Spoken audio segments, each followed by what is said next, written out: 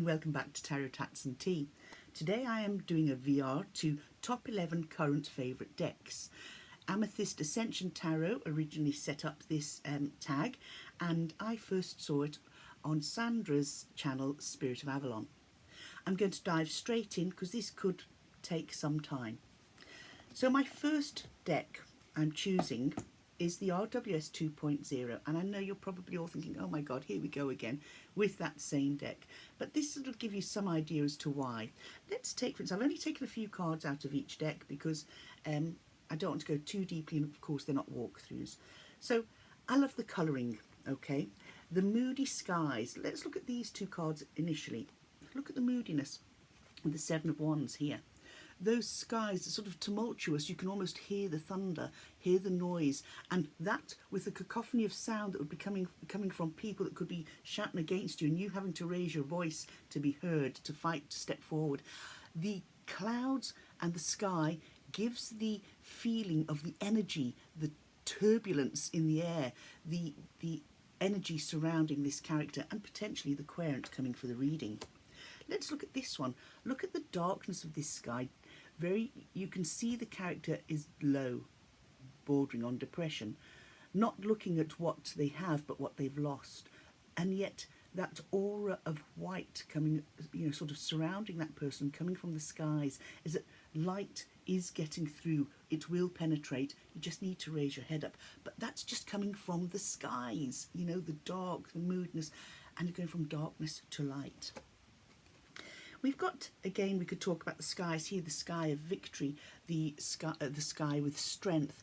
And, both these are shining good vibes, strength, light, the achieving challenges, and it's lovely because it gives you that glow that you get on a lovely sunny day when you're out in your garden. I love the look of texture. Now let's look here. We've got the fine lines have been probably drawn in with pen, okay, but it gives the cloth texture, it gives the concrete pillars. You could almost feel the roughness of them. You can imagine that roughness of the concrete pillars. It feeds your imagination quite greatly. And then we have the Hermit, and this Hermit really does expose one of my favourite reasons for loving this deck, the borders. Now, as you know, I prefer borderless decks, but this one is significant because let's look at the border. We have the colours leaching through into what in other decks would be bright white borders, but the colours leach through. But let's look here, even with the Hermit's Lantern, the yellow is leaching past the border. To me, this indicates that we cannot be held back. We cannot be held back from shining our light beyond our borders, beyond our perimeters, that nobody can put us in a box unless we choose to allow them to do so, that we can break through any barriers, any borders, any obstacles, and we can shine our light in other people's darkness and guide them. And that's what the borders on all these cards in this deck represent to me, a breaking free of norms, okay? And as long as we're breaking free to do good, then no harm, okay? So that's why I like this deck. It also arrived in my life at a time when I was going through or coming to the end of a specifically hard period in my life. So that is the RWS 2.0. The next deck I'm going to show you is the Tarot Illuminati. Now I keep that deck in here, and in this deck we're only going to look at one card, okay, because this deck is absolutely beautiful. Now this deck was created by Kim Huggins and I'll tell you now, Eric C. Dunn, okay, and it's just a beautiful deck. Now a lot of people wouldn't like this deck too much because it is very, very, well, full. It's full of colour, it's full of symbolism, but it's also just that they're so busy. There's so much in the cards. Now, I do believe that this deck is going to become available in a much larger version, so I'm hoping it does, and if it does, I will be investing in it. I've already decided that is one that I will be investing in.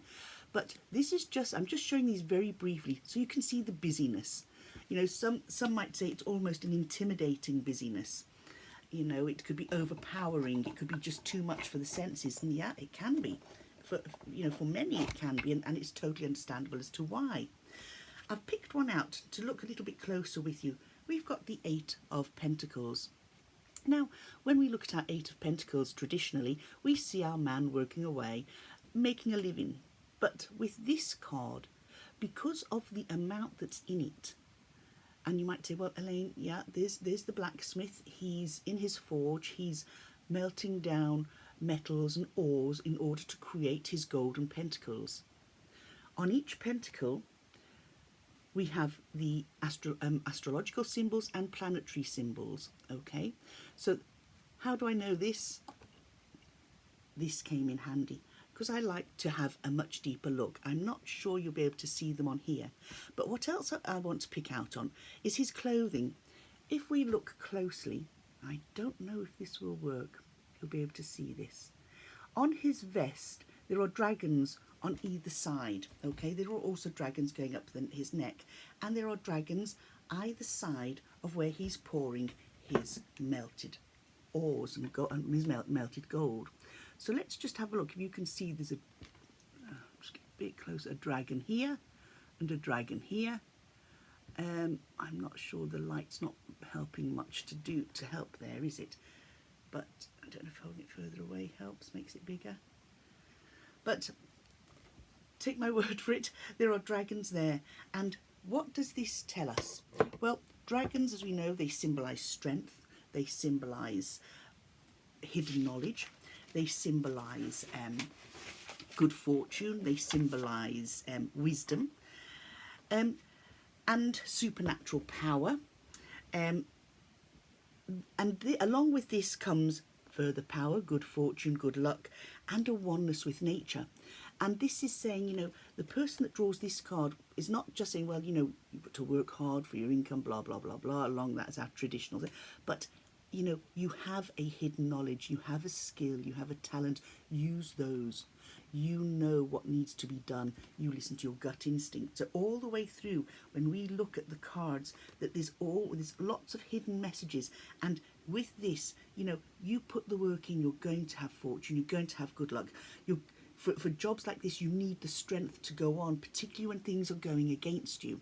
Okay, so this is why I like this deck. It is just full of everything, and it's the first RWS type deck that I bought that wasn't our normal Rider-Waite Smith. So that's also why I use it, you know, and I love it. Now, the next deck I'm going to show you is the first indie deck that I backed. And it's from Tarotica, and it's the Dark Mansion. And once again, it's this one here, it's the first edition. It lives inside this box, and it's one that, again, I put out for Aquarians to pick from. It's picked quite often. Why do I like this? Well, you know, the cards have a dark background, okay? They have the black borders, which can give it a moody vibe. But we have this moody vibe along with a comical side, a fun side, a light side. Even our death card has that sort of cartoonish look. It's Tim Burton-esque, very much so, and I'm sure you've heard that said many times over the years. But it's just the energy that comes with these cards. They're beautiful. They're actually beautiful. And once again, you know, you can look at the death card here. Now, normally we see our death card on horse, our death Grim Reaper on horseback, excuse me, coming in. We've got a bishop lying on the ground. The bishop might has gone. I mean, we know it all represents change. Now, this one it still represents change. But let's look at it. It's sort of, oh God, it's changed. Did I really want this to happen right now? Not particularly, but we've got to deal with it type of attitude. With our Fool, we've got, hey ho, off we go. I'm going to do this whether anybody likes it or not, where people are looking at the Fool as the clown, not the adventurer. Our Ace of Cups is just beautiful, that's why I put that in there. Our Magician, looking similarly as I was, using either my small or large magnifying glass, saying if you've got the tools, you can find out an awful lot more information about stuff, you know, that you've got the tools of the trade to be able to do what you want to do. There was another card I was going to show you here, and it was the Chariot. And the Chariot one here does make me giggle, because it's, you know, we always say when we draw the Chariot card, you know, that you are in the driving seat, you know where you're going. Go carefully, drive it straight and strong, but don't go over others on your way. And we've got a cat darting out of the way here. I don't know if you can see, there he is, as if to say, okay, hold your horses, not so fast, don't be in such a hurry, you're going to cause damage, just ease back a bit, still be in the driving seat, but don't go gung-ho and make everybody truly believe that you are a clown, you know. And then we have our Strength. I just love that Strength card, it's beautiful, I love it. But the colouring, the art, everything. So that is the Dark Mansion. These 3 decks that I've chosen to go through first are 3 decks that are my workhorses. I love them, and I will continue to use them as I do. Besides being a workhorse, this is also a travel companion, which I find quite comforting. I quite enjoy taking my RWS 2.0 everywhere with me. So those were the notes I made just for those 3. I haven't got notes on the others. We're just going to have a look at 1 or 2 cards from each deck. Now, these are not in any specific order, they're just piled high on a stool next to me, so I'll just go through these quite quickly. I have a Ciro Marchetti deck here. Now, I could select any one of his decks. I love all his work. You know, some people say, well, when you've seen one, you've seen them all. Maybe so, but I like them, and it's down to individual taste. I love the way he creates his characters. They just seem to talk, you know. Look at the knight, that's just so lovely. And then when we look at the etchings on his face, the wings, he has a wing tattooed on his face, and the symbolism on his sword, you know, you can pick out so much. These aren't just created just for their colour, but within them there's a lot of hidden information, there's a lot of symbolism. Let's look here, we've got the 5 of Cups here, but let's look at our 5 of Cups. We've got her holding a planet, an astrological symbol. I lost my words then, I went blank. She's standing outside that window, and all she has to do is turn around and see the light that's behind her, you know. Let's look at our 10 of Swords. Our 10 of Swords here, what I like about this, our 10 of Swords, he's got the Fool's cap in his hand, okay, the Jester's cap. And it's like he's fallen. He has fallen, but it's not the end of the road. He's rising up. He's rising up in adversity, and he's carrying on, okay. We have, in this card here, we have the pillars. The swords are not just swords. They, as he's rising, they go from being the swords that were in his back to being lights for him to follow.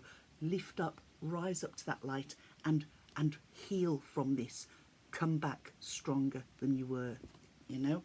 So as you can see, there's a lot of things about this deck and all of Ciro Marchetti's decks that I love. And that's the same with the Tarotica decks, the Dark Mansion.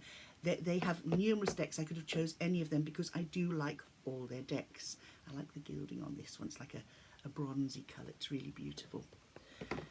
So this particular deck that I have chosen of Ciro's is, I'll tell you now, the Mystic Palette in colour.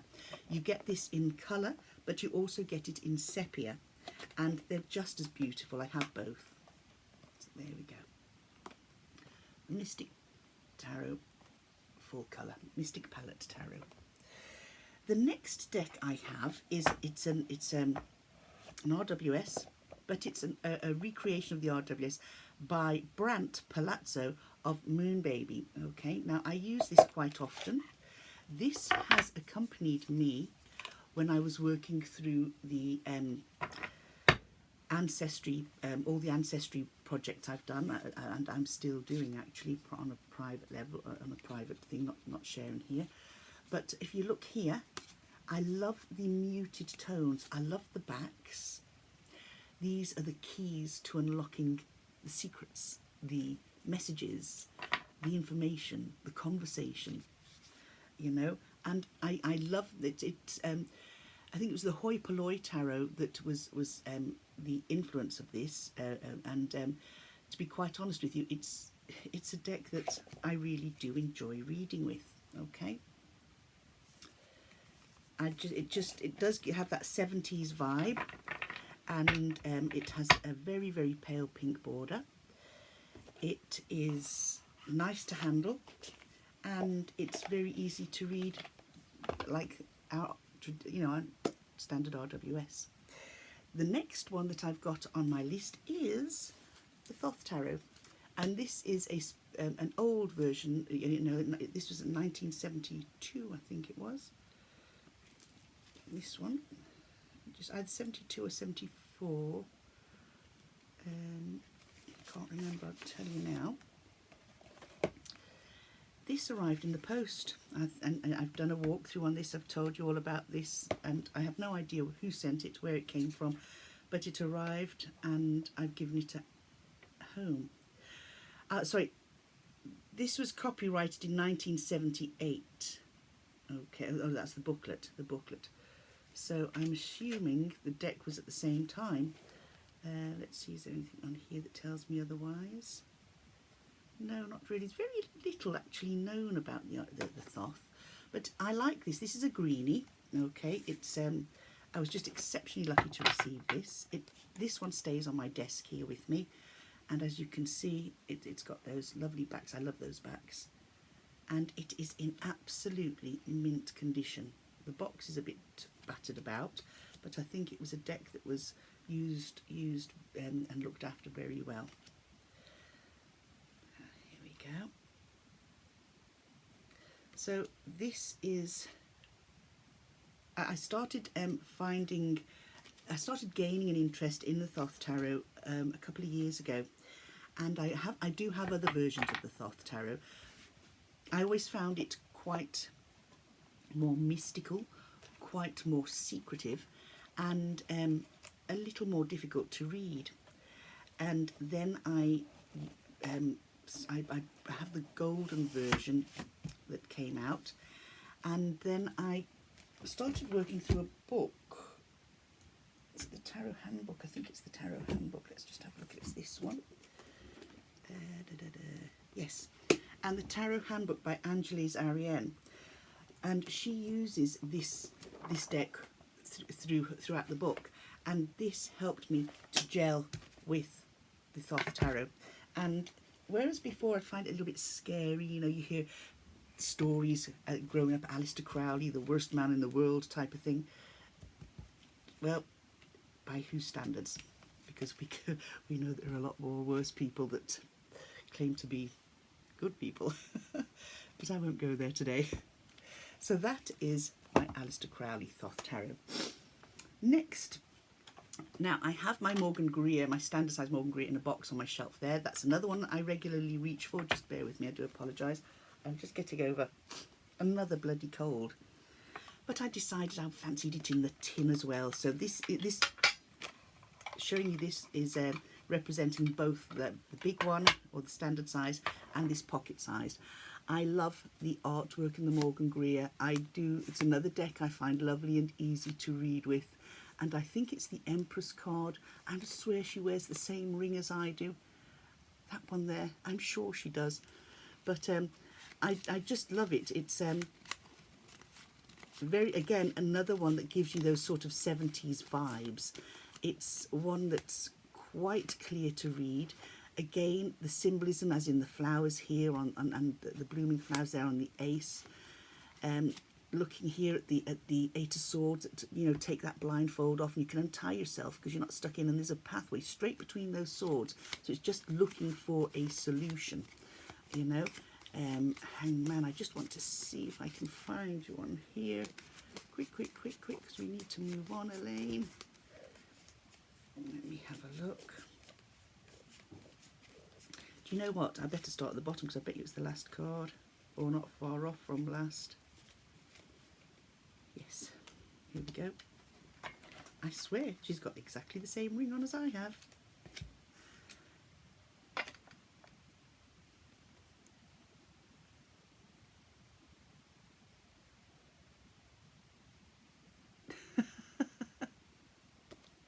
But that's just, I noticed that purely coincidentally.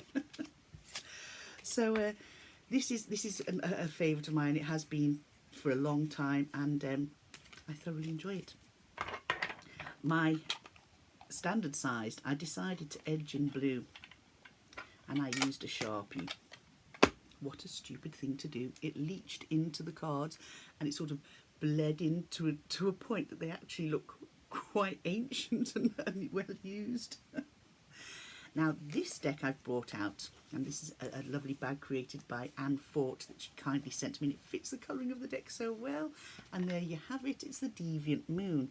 Why have I chosen the Deviant Moon? Because I used to complain like hell about it, that it was one that I just couldn't gel with, didn't like the art, didn't like this. Well, my goodness. Once the penny dropped when it came to reading this deck, with this deck, it was like it opened up a new world when it comes to looking at different art styles. It sort of opened another gateway for me in the world of tarot. And it's, you know, it is one that you could use for shadow work. It is a darker deck. It is, it's also a deck that you use basically if you need a kick up the backside. I don't read for querents with this because I think some people come to me, I think they'd be a little bit eked out by some of the art, but we know the Deviant Patrick Valenza has a plethora of cards out now. He has oracle cards, and one of my favourite is the Mildred Payne Secret Pocket Oracle, the small one. I love that. It's great to use when you're using big spreads and you want to put an oracle card and you don't have room for giant cards. It's wonderful, and it fits so well with this deck. They work hand in glove, which you would expect them to do. So that's Patrick Valenza's Deviant Moon, and it has become an absolute favourite of mine. And like I said, these aren't in any particular order now, they're just piled here. But my first three were the ones that I use all the time. This too, along with the Thoth, sits on my desk because it's one that I reach for on a regular basis. This one is by somebody whose art I think is brilliant. Unfortunately, I missed out on one deck, and I'm wondering now, was it a good thing? But her art is beautiful. It's the Tarot of the Abyss by Anatolia. I have her Tarot of Echoes there, that's beautiful. It was the one that she did with, oh, I can't remember the girl's name. It'll come to me in a minute. But was it the Bone, Stone and Earth Flesh Tarot? And I liked that, I loved it, and the art was phenomenal. I loved the shiny red edging, and I didn't manage to get a deck. And then of course, once it was sold out, the resale prices were just skyrocketed, and took it well beyond my abilities to justify paying that for a tarot deck. I do believe it's going to become mass market, so when it does, I may reconsider. I don't see a lot of people using it in the tarot community, to be quite honest. I don't know if it's because of the energy that went round it. Wasn't great. There was a lot of delays and some fallouts, but that's neither here nor there. But the art style, well, Anatolia just has an art style of her own. It's just beautiful. Look at this Ace of Swords.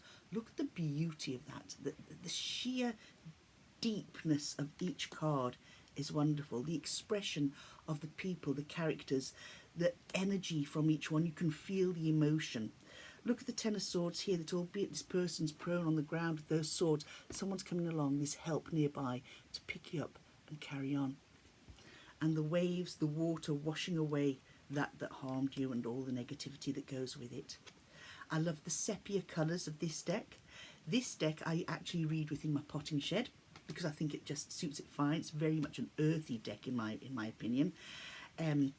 It's one that when I go out on bike rides and I'm reading in the woods or on beaches, I take this too. I also take an RWS to the beach, but for my woodland walks and my foraging, this deck comes with me because you just never know when you just want to sit down, flop down, take your sambos out, grab your cards and do a little reading out in nature. It really is good.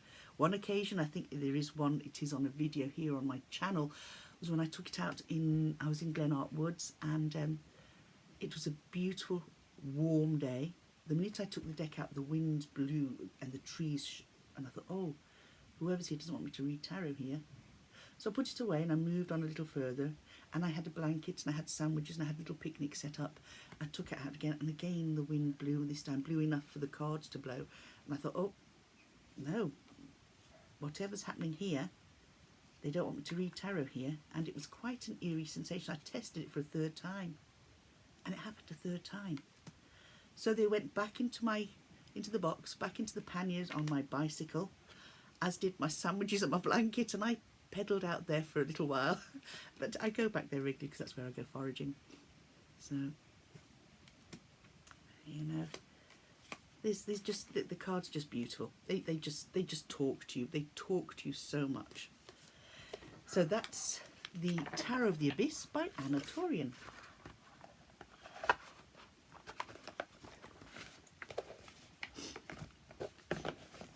Another favourite. 10th deck is the Light Seers Tarot by Chris Ann. This deck is beautiful. Now, I had this deck before, and it was very much used, very much loved, but I gifted it to somebody I was teaching tarot to, and she found that she could read so well with it. So I gifted her my deck and purchased myself a second deck, and it's just beautiful. You know, it's gentle. It gives you the messages you need to hear, but it gives them to you in a way that it comes with a hug rather than a kick up the butt. Okay, the colour, the art, the energy, the magic. It's just beautiful. I love this deck.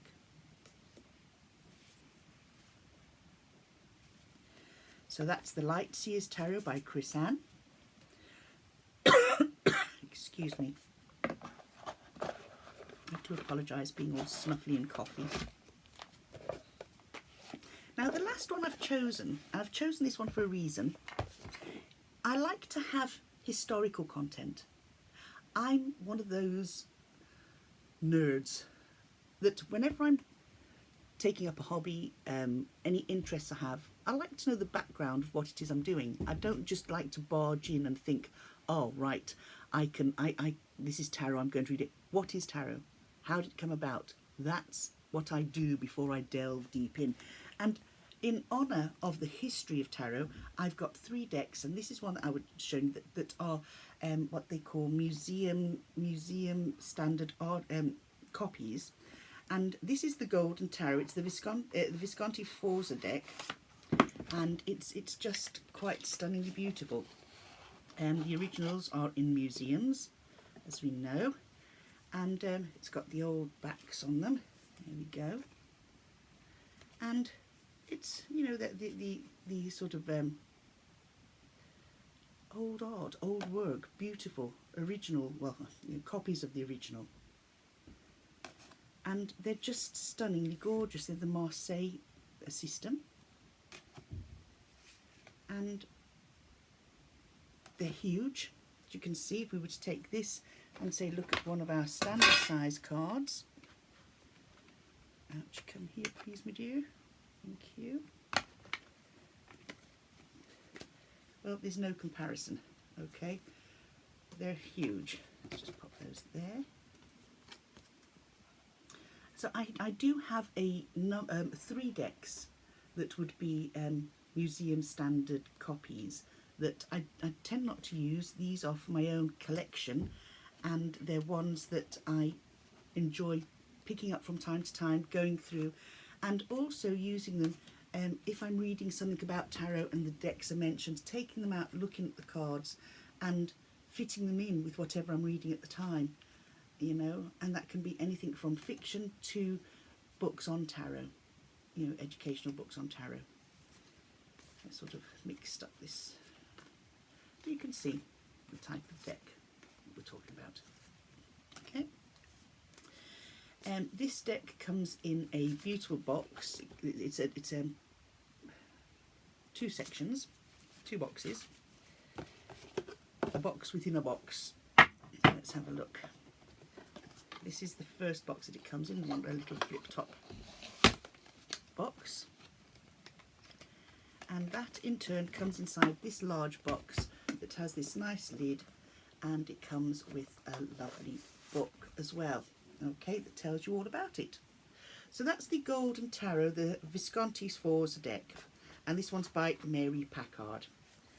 So those are my 11 favourite decks at this current moment in time.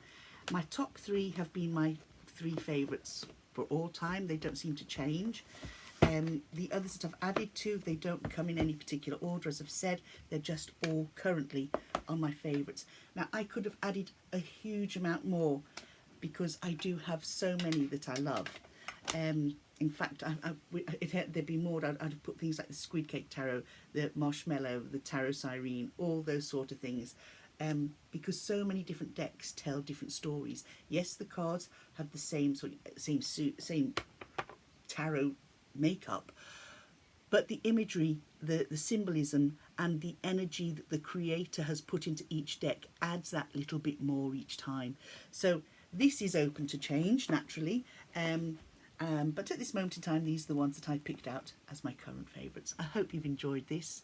I will be making further videos, if not today, throughout this next week, because I have some books to talk about and a couple of oracle decks that my husband purchased for me last week when we were away in Wexford. So I'll be sharing that with you too. Oh, and a tarot deck that arrived in the post. Brilliant, delighted with it. All that's to come. So keep in touch, stay tuned, and I'll see you again soon. Thanks for watching. Have a lovely Saturday. Bye now.